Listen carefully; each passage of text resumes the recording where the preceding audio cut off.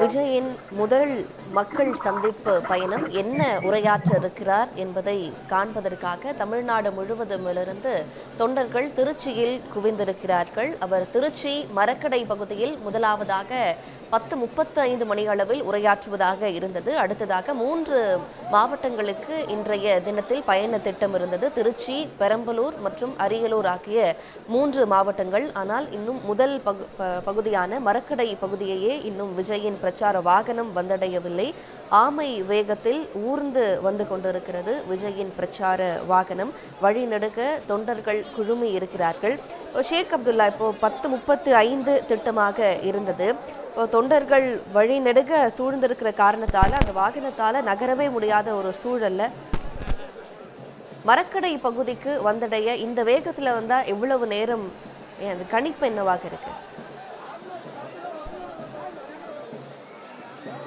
தூரம் தான் அந்த டிவிஎஸ் டோல்கேட் பகுதி. அந்த டிவிஎஸ் டோல் கடக்கவே கிட்டத்தட்ட 1.5 மணி நேரத்திற்கு மேலாகி உள்ளது. ஆனால் இதுவரை அந்த டிவிஎஸ் டோல்கேட் பகுதிக்கு வரவில்லை. இந்த டிவிஎஸ் டோல்கேட் பகுதியிலேயே ஏராளமான விஜயின் ரசிகர்களும் தொண்டர்களும் குவிஞ்சிருக்காங்க.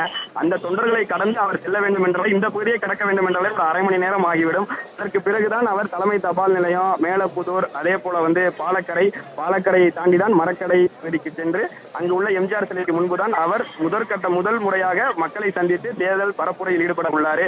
இதையெல்லாம் கடந்துதான் அவர் செல்லணும். இதே நிலை தொடர்ந்தால் எப்படி பிற்பகல்ல 1 மணி அந்த அளவுக்கு, அதாவது 12 மணி முதல் 1 மணிக்கு தான் அவர் மரக்கடையவே சென்றடைவார். ஏன்னா தற்போது பகல் அதாவது காலை நேரம் என்பதால வெயிலின் தாக்கம் சற்று குறைவாக இருக்கு.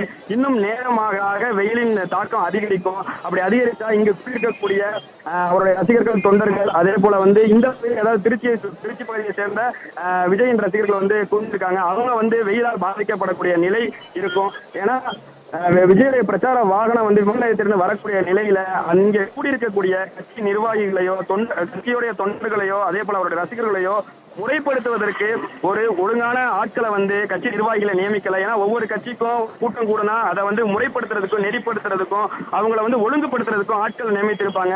அந்தந்த பகுதியில சேர்ந்த ஆட்களை நியமித்திருப்பாங்க.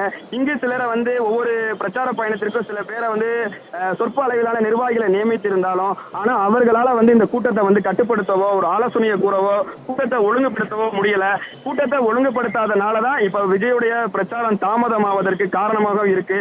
ஏன்னா ஏர்போர்ட் பகுதியிலிருந்து அதாவது விமான நிலையத்தில் இருந்து அவர் வெளியே வரும்பொழுதே தடுப்புகள் வச்சிருந்தாங்க. அந்த தடுப்புகளை எல்லாம் கடந்துட்டு விஜயை பார்க்கணும், விஜய் பக்கத்துல செல்லணும் அப்படின்ற ஒரு நிலையில தான் அவருடைய தொண்டர்களும் ரசிகர்களும் பார்க்க முடிந்தது. அப்படி செல்லும் போது மயக்கம் அடைந்ததையும் நம்மால் பார்க்க முடிந்தது. இதே போல்தான் அவர் விஜய் ஒரு மாநில ரேம்பார்க் சென்றாலும் சரி, அவர் ரேம்பார்க் செல்லக்கூடிய பகுதிகளில் ரசிகர்கள் ஏறி ஆரவாரம் செய்வது இந்த நிலை தொடர்ந்து இருந்தது. அதே போல அவர் செல்லக்கூடிய பகுதிகளில் பலர் தடுப்புகள் மேலே ஏறி நிற்பது, சுவர்களில் ஏறி நிற்பது, உயர் மின்னழுத்த கம்பிகளுக்கு பொருட்படுத்தாமல் உயிரை பணயம் வைத்து ஏறுவது, பெரிய அளவிலான ராட்சத கொடிகளை கையில் வைத்துக் கொண்டு சாலைகளில் சுற்றி திரிவது என பல செயல்களில் ஈடுபட்டிருக்காங்க. இப்படி தொடர்ச்சியாக அவர் பிரச்சாரம் மேற்கொள்ளக்கூடிய பகுதிகளில் தொண்டர்களும் அதே போல கட்சியை சேர்ந்த அவருடைய ரசிகர்களும் ஈடுபட்டா இன்னும் அவர் செல்லக்கூடிய பகுதியில் நேரம் தாமதமாகும். அதனால அவர் திட்டமிட்ட பிரச்சார பயணம் என்பது பிரச்சார பயணத்திற்கு இடையூறாக இருக்கும். அதனால இனி வரக்கூடிய நேரங்களிலும் இனி வரக்கூடிய பிரச்சார பயணங்களில் குறிப்பா பார்க்க போனா அவர் வாரத்திற்கு ஒரு முறை சனிக்கிழமை மட்டும்தான் அவர் பிரச்சாரத்தை முன்வைத்து மக்களை சந்திக்கிறாரு. அப்படி இருக்கக்கூடிய நிலையில இனி வரக்கூடிய கால நேரங்கள்ல முறையாக நிர்வாகிகள் அதிகப்படியான தமிழக வெற்றி கழக நிர்வாகிகளை நியமித்து அங்க கூடக்கூடிய கூட்டத்தை முறைப்படுத்தணும். விஜயுடைய பிரச்சார வாகனம் செல்வதற்கு எந்த ஒரு இடையூறும் ஏற்படுத்தாத வகையில அவர்கள் இந்த கூட்டத்தை கட்டுப்படுத்தணும். ஏற்கனவே காவல்துறையினர் போதிய அளவு இந்த பகுதியில குவிக்கப்பட்டிருந்தாலும் இங்க கூடியிருக்க கூட்டத்தை கட்டுப்படுத்த முடியாம நிலைதான் இருந்துகிட்டு இருக்கு.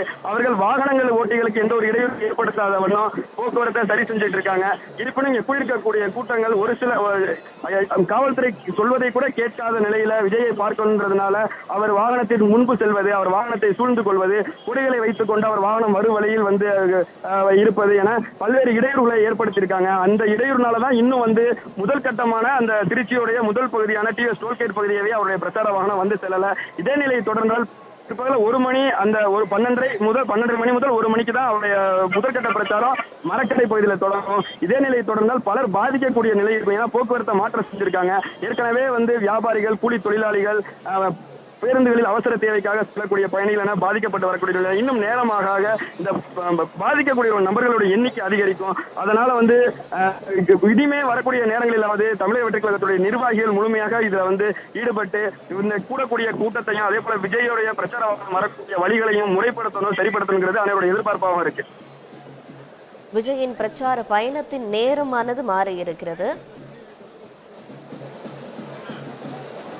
ஷேக் அப்துல்லா, நீங்க தொடர்ச்சியாக செய்தி சேகரிச்சுட்டே இருங்க, நம்ம தொடர்ச்சியா பேசலாம். உடனுக்குடன் செய்திகளை தெரிந்து கொள்ள சன் நியூஸ் பெல் ஐகானை கிளிக் பண்ணுங்க.